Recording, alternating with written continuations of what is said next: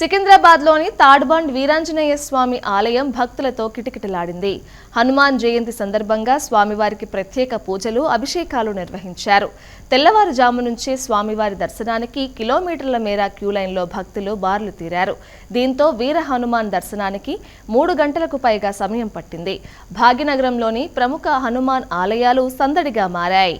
జయ హనుమంత జ్ఞాన గుణ వందిత, జయ పండిత త్రిలోక పూజిత, రామదూత తులిత బలధామ, అంజనీ పుత్ర పవన సుత నామ, ఉదయ భానుని మధుర ఫలమణి, భావన లీల అమృతమును గ్రోలిన, కాంచన వర్ణ విరాజిత వేష, కుండల మండిత కుంచిత కేశ, శ్రీ హనుమాను గురుదేవు చరణములు, ఇహపర సాధక శరణములు.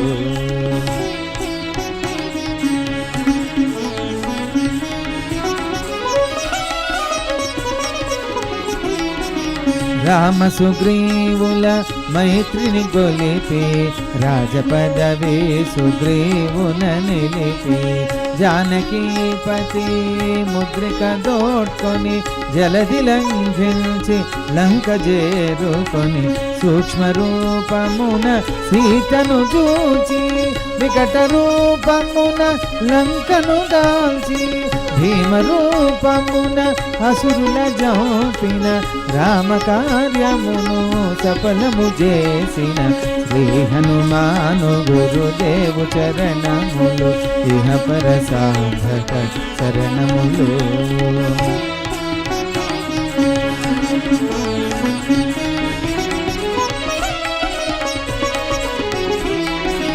సీత జాడగని వచ్చిన నేను గని, శ్రీ రఘువీరుడు కౌగిట నేను గని, సహస్ర రీతులా నినుగొని ఆడగా, కాగల కార్యము నీపై నిడగా.